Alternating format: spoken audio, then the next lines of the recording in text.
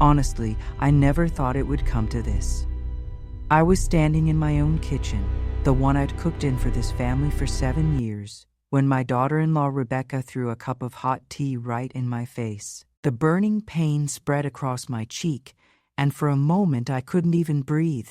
She stood there with her hands still raised, her face twisted in anger, and she said the words I'll never forget. "You're useless, Margaret. You do nothing but take up space in this house." I wiped the tea from my face slowly, feeling the sting, but what hurt more was seeing my son Daniel standing in the doorway, watching everything and saying absolutely nothing. Rebecca smiled then, a cruel, satisfied smile, and walked past me like I was invisible. But what she didn't know, what none of them knew, was that she had just made the biggest mistake of her life. You wouldn't believe it to look at me now, but there was a time when people didn't dare speak my name without lowering their voices. 30 years ago, I wasn't just Margaret Chen, a quiet grandmother living in her son's house. I was Margaret the Iron Lotus Chen, and I ran every major operation in this city. From the docks to the downtown businesses, from the police precincts to the mayor's office, everyone knew who really controlled things. I had built an empire from nothing, and I'd done things I'm not proud of to keep it running. But when I met my husband Richard, I made a choice. I walked away from it all, buried my past, and became just another ordinary woman. I thought I could leave that life behind forever, raise my son in peace, and grow old with dignity. I was wrong. After that day with the tea, things got worse. Rebecca started treating me like I was her personal servant. "Margaret, clean this up," she'd snap at me. "Margaret, watch the kids. I'm going out with my friends." My son Daniel would just sit there scrolling through his phone, pretending he didn't hear her yelling at me. Some days she wouldn't even let me eat dinner with the family. She'd make me wait until they were done, then give me whatever scraps were left. I cleaned, I cooked, I took care of my grandchildren while she went shopping with money my son worked hard for. And every single day, I bit my tongue and stayed quiet. But late at night, alone in the small room they'd given me in the back of the house, I would sit by the window and remember who I used to be. The memories came flooding back, and with them, something I thought I'd buried forever began to wake up. It was a Tuesday afternoon when everything changed. Rebecca had some of her friends over for lunch, and I was in the kitchen preparing food for them. I could hear them laughing in the dining room, and then I heard my name. "Oh, that's just Daniel's mother," Rebecca said, her voice dripping with contempt. "She lives with us because she has nowhere else to go. Honestly, she's such a burden." Her friends laughed, and one of them said, "Well, at least she's useful for babysitting, right?" Rebecca laughed louder. "Barely. She's getting old and slow. I keep telling Daniel we should just put her in a nursing home." I stood there in the kitchen, holding a knife I'd been using to cut vegetables, and something inside me finally snapped. I looked down at my hands, these hands that used to sign documents that changed people's lives, that used to command respect from the most dangerous people in the city, and I realized something. I was done being invisible. That night, after everyone had gone to bed, I made a phone call I hadn't made in 28 years. The number was in an old address book I'd hidden in the lining of my suitcase, something I'd kept all these years without really knowing why. The phone rang 3 times before a man's voice answered, rough and cautious. "Who is this?" he asked. I took a deep breath and said the words I never thought I'd say again. "This is Iron Lotus. I need you to set up a meeting." There was a long silence on the other end. And then I heard him inhale sharply. "Boss, is that really you?" His voice was shaking. We thought you were gone forever." I smiled for the first time in weeks, but it wasn't a kind smile. "I was gone," I said quietly, "but someone just made a very big mistake, and now I'm back." I could hear the excitement in his voice when he replied, "What do you need?" And that's when I knew Rebecca had no idea what was coming for her. The meeting was set for Friday night at an old warehouse on the east side of the city, a place I used to own back in the day. I told Rebecca and Daniel I was going to visit an old friend, and neither of them even looked up from their phones to acknowledge me. Perfect. When my car pulled up to the warehouse, I saw them waiting. 5 men, all dressed in dark suits, standing in the shadows. As I stepped out, the tallest one, Marcus, walked forward into the light. His hair was gray now, and there were lines on his face that hadn't been there before, but his eyes were the same, sharp, loyal, and a little afraid. "Boss," he said. And then he did something that made my heart skip. He dropped to one knee. The others followed immediately. "We never thought we'd see you again," Marcus said, his voice thick with emotion. I looked at them, these men who had once controlled half the city under my command, and I felt something I hadn't felt in decades. Power. I didn't waste time with pleasantries. "Get up, all of you," I said, and my voice came out stronger than it had in years. They rose immediately, standing at attention like soldiers. "I need information," I told them. "Everything about my daughter-in-law, Rebecca Hayes. Where she goes, who she sees, where she spends her money, everything." Marcus pulled out his phone and started typing. "We'll have a full report by tomorrow morning, boss," he said. Then another man, Vincent, stepped forward. "Boss, if I may ask, why now? You disappeared 30 years ago. We respected your decision. What changed?" I looked him straight in the eye and said she threw hot tea in my face and called me useless. "She treats me like garbage in my own son's house, and my son does nothing." The room went absolutely silent. Marcus's jaw clenched, and I saw anger flash across his face. "She put her hands on you?" he said quietly, and there was something dangerous in his voice. I nodded. "Then she needs to learn a lesson," he said. "What do you want us to do?" I held up my hand before anyone could get too excited. "Listen to me carefully," I said. "I'm not the same person I was 30 years ago. I don't want anyone hurt. I don't want violence. But I do want her to understand exactly who she's been disrespecting." I looked around the room at each of their faces. "I want information first. Then I want you to remind this city who I am. Quietly, carefully. I want the right people to start remembering the name Iron Lotus." Marcus smiled, the kind of smile that used to scare people. "Boss, we never forgot, and neither did a lot of other people. Half the judges in this city owe their careers to you. 3 city council members wouldn't be where they are without your help. Even the new police chief, his father was one of your guys." I felt a chill run down my spine. I had been gone for so long, but apparently my legacy had never really disappeared. "Good," I said. "Then let's start making some calls. It's time for Rebecca to learn that the helpless old woman she's been abusing isn't who she thinks she is." By Monday morning, I had a file on my daughter-in-law that was 2 inches thick. Marcus had delivered it personally to my room while Rebecca was out shopping, spending money she didn't earn. I sat on my bed and read through everything, and honestly, I wasn't surprised by what I found. Rebecca had been lying to my son about almost everything. She told him she volunteered at a charity 3 times a week, but really she was meeting her friends at expensive restaurants and spas.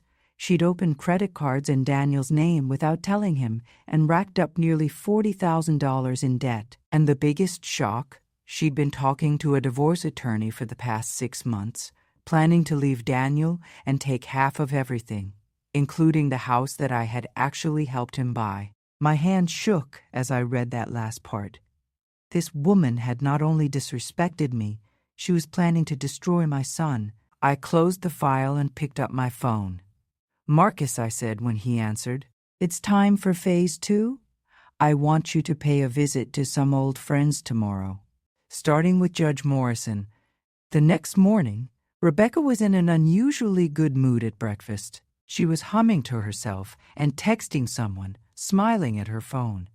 Daniel was already gone to work, and the kids were at school. It was just her and me in the house. "Margaret," she said without looking up from her phone, "I'm having some friends over this afternoon. Make sure the house is clean and prepare some snacks."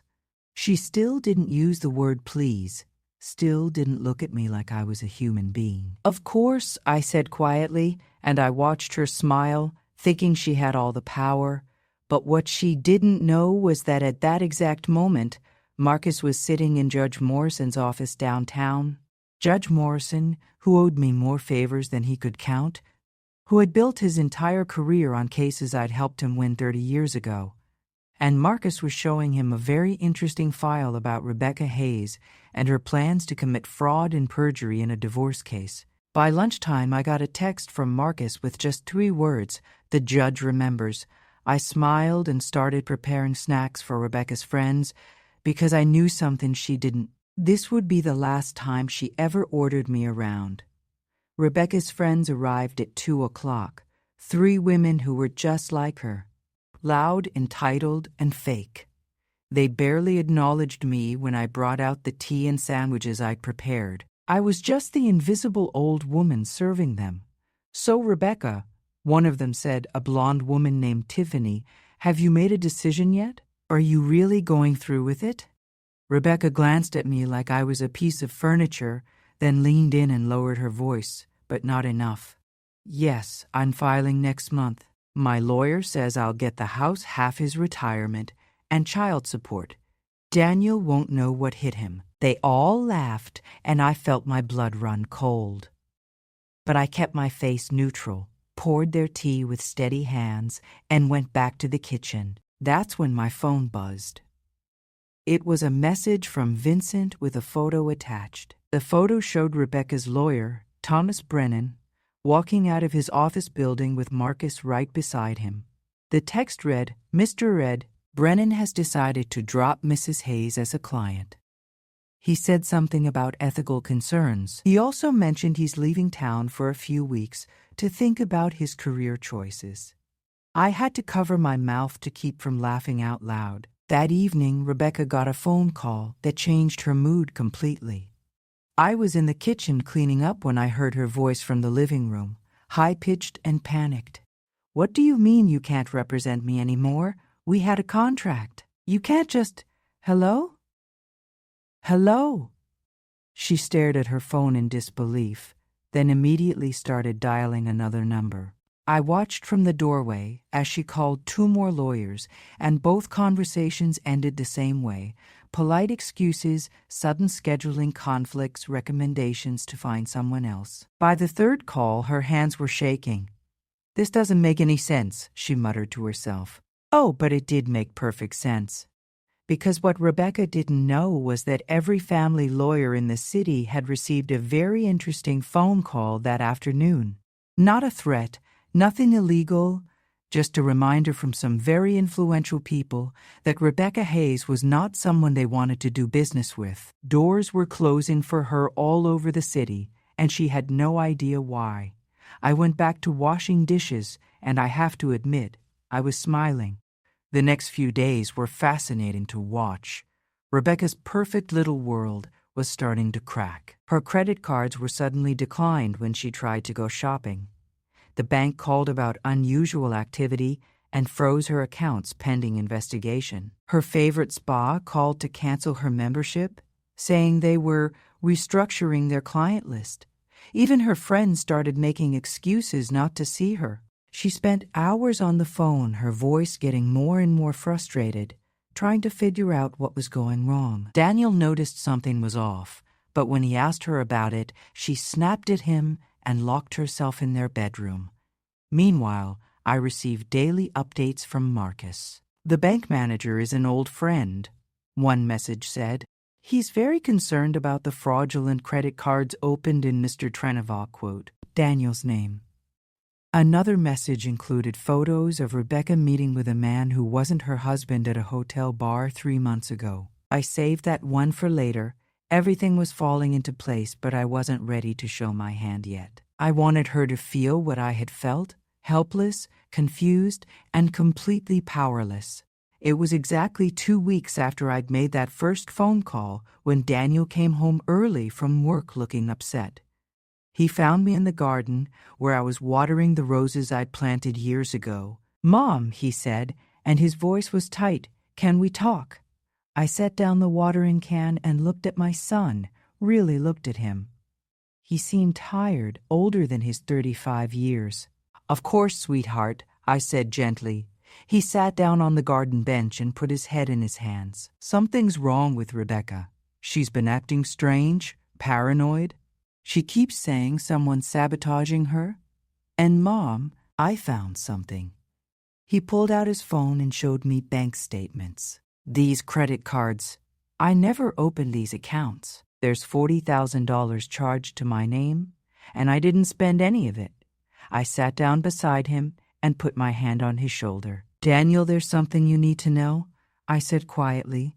"Rebecca has been planning to divorce you. She was going to take everything and leave." His head snapped up, his eyes wide with shock. How do you know that?" And that's when I realized it was time to tell him the truth. I looked at my son, this boy I'd raised to be honest and kind, and I knew I couldn't lie to him anymore. "Daniel," I said slowly, "I need to tell you something about who I used to be before you were born." He stared at me, confused. "What are you talking about?" I took a deep breath. 30 years ago, before I met your father, I wasn't just Margaret Chen. I was someone very different. I ran, let's call them business operations, all over the city. Important people knew my name. Powerful people answered when I called. Daniel's face went pale. "Mom, what are you saying?" I held his hand. "I'm saying that when Rebecca threw that tea in my face and treated me like I was nothing, she made a mistake. Because even though I walked away from that life decades ago, I still have friends. And those friends have been helping me protect you from what she was planning to do." Daniel stood up, backing away from me, his expression a mix of shock and something else, maybe fear. "Who are you?" he whispered. And honestly, that question broke my heart, because I realized my own son had no idea who his mother really was.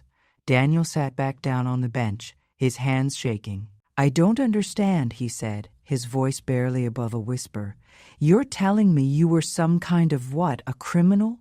I winced at that word, but I couldn't deny it. "I did things I'm not proud of," I admitted. "But I also helped a lot of people. I kept order in this city when no one else could. I made sure families could run their businesses safely. I helped people who had nowhere else to turn." I looked into his eyes. "And then I met your father, and he showed me a different way to live. So I walked away from all of it. I wanted to be just a normal mother, to raise you in peace." Daniel was quiet for a long time, processing everything. Finally, he looked up at me and said, "The credit cards, Rebecca's lawyer dropping her, everything that's been happening to her, that was you." I nodded. "I had my friends do some investigating. Everything they found is real, Daniel. She was stealing from you, lying to you, planning to take everything and leave. I just made sure the right people knew about it." The silence between us stretched out, and I could see Daniel's mind working, putting pieces together. "Those men who came by last week," he said suddenly. "The ones in the black car who talked to you in the driveway? That was them, wasn't it? Your friends?" I nodded. "Marcus, he used to work for me. He's been helping me gather evidence." Daniel stood up and started pacing.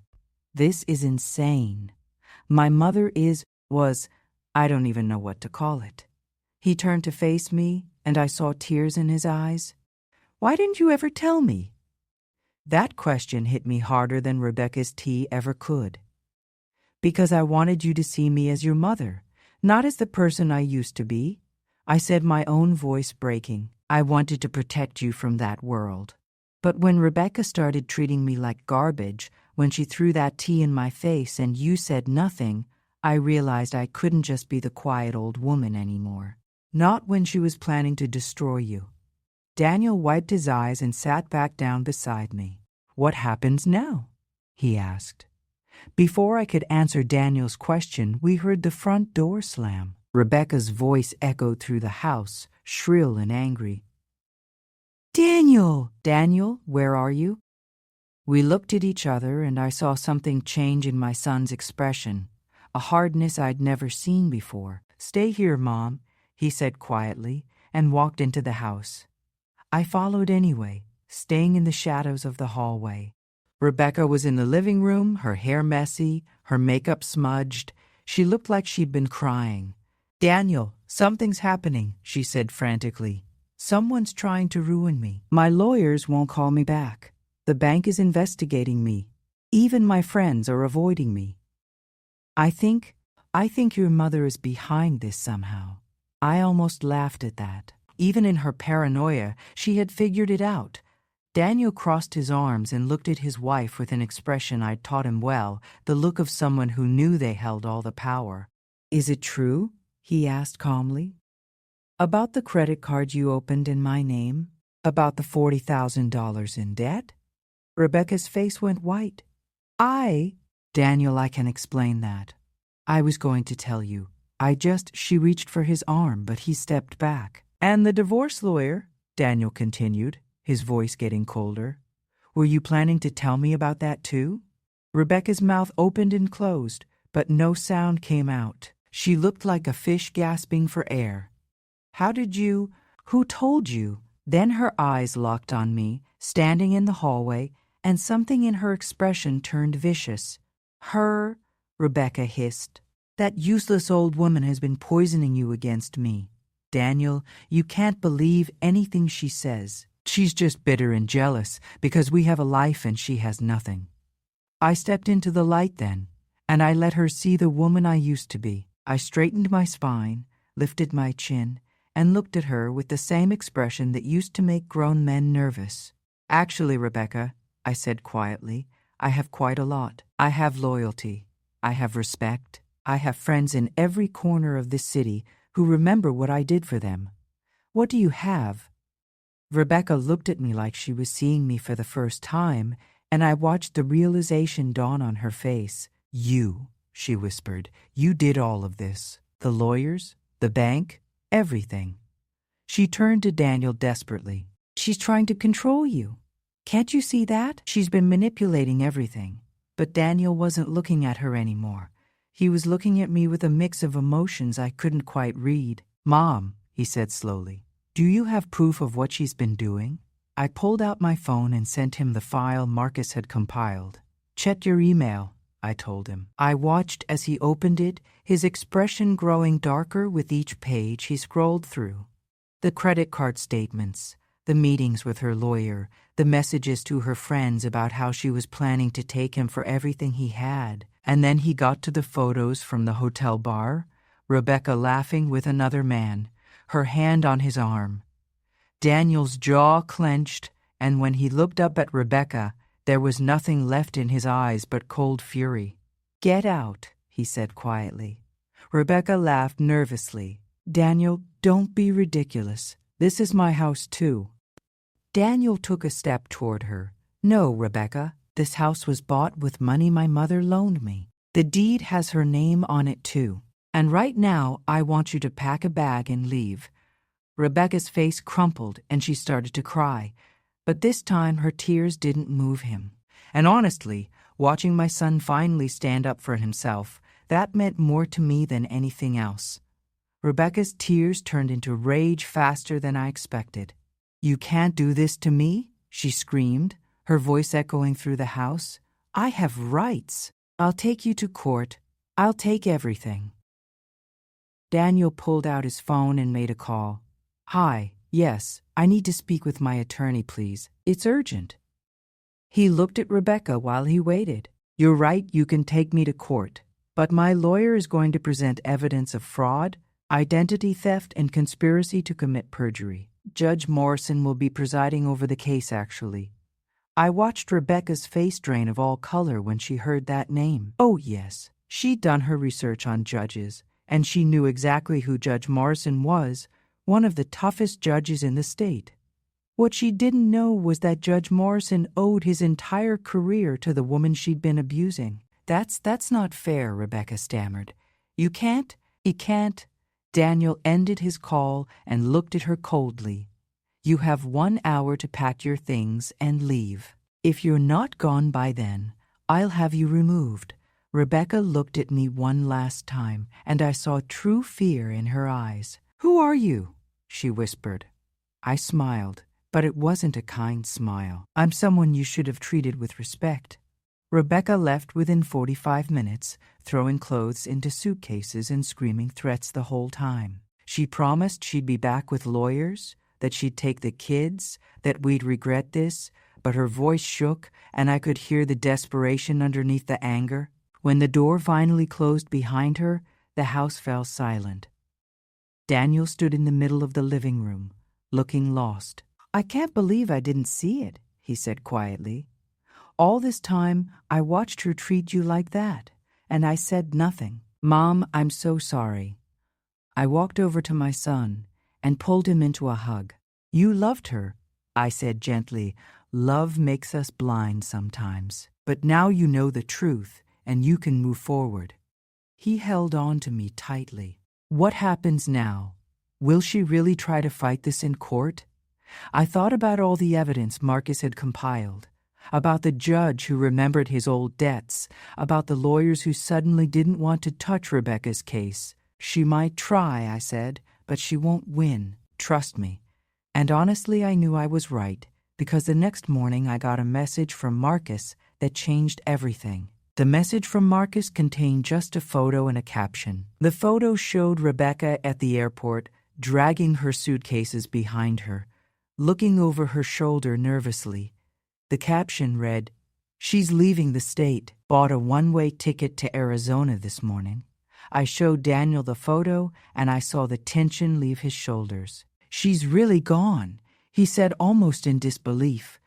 Over the next few weeks, life slowly returned to normal, or at least a new kind of normal. Daniel filed for divorce on grounds of fraud and abandonment, and Rebecca didn't contest it. She signed the papers from Arizona without even asking for a lawyer. The credit card companies were understanding when Daniel showed them the evidence of identity theft, and most of the debt was forgiven. Judge Morrison personally called to check on us, and I thanked him for his help. "Iron Lotus," he said warmly. "You disappeared for 30 years, but you never forgot the people who needed you. And we never forgot you either." Those words meant more to me than he could know. My grandchildren asked where their mother went, and Daniel told them the truth in a gentle way, that sometimes people make bad choices, but that didn't mean they weren't loved. 3 months after Rebecca left, I was in the garden again, tending to my roses, when Marcus came to visit. He looked different than he had at that first meeting, more relaxed, maybe even happy. "Boss," he said, and I corrected him immediately. "Just Margaret now, Marcus. That other life is over." He smiled and nodded.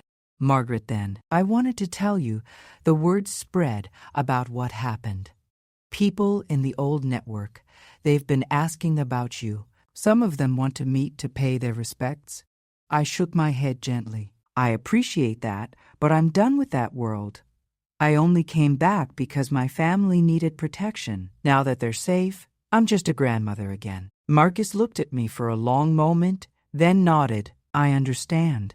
But if you ever need anything at all, you know where to find us." He started to leave, then turned back.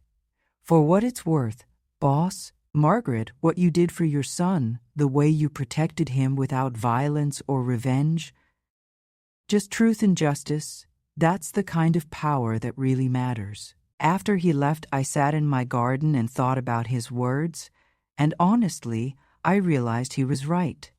A year has passed since that day Rebecca threw tea in my face, and everything has changed. Daniel is doing well.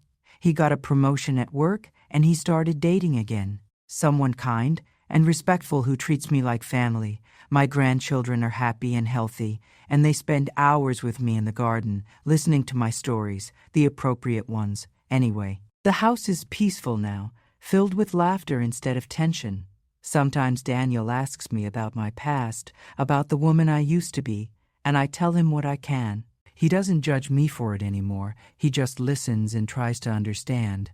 "You did what you had to do to survive," he told me once. "And when I needed you, you protected me. That's all that matters." I still get occasional messages from Marcus and the others, checking in, making sure I'm okay. They call me boss sometimes, out of old habit, but I always remind them that Margaret is just fine. I learned something important through all of this. You can walk away from power, you can leave behind a dangerous life, but you can never completely erase who you were. And maybe that's okay. Maybe the strength I built in those hard years was always meant to protect the people I love. Rebecca never came back, and honestly, I hope she found some peace wherever she ended up. As for me, I water my roses, I cook dinner for my family, and I sleep soundly knowing that no one will ever mistake my kindness for weakness again. Because the truth is, real power isn't about control or fear. It's about knowing when to be gentle and when to remind the world exactly who you are. And I am Margaret Chen, once called Iron Lotus, and I will always protect what's mine.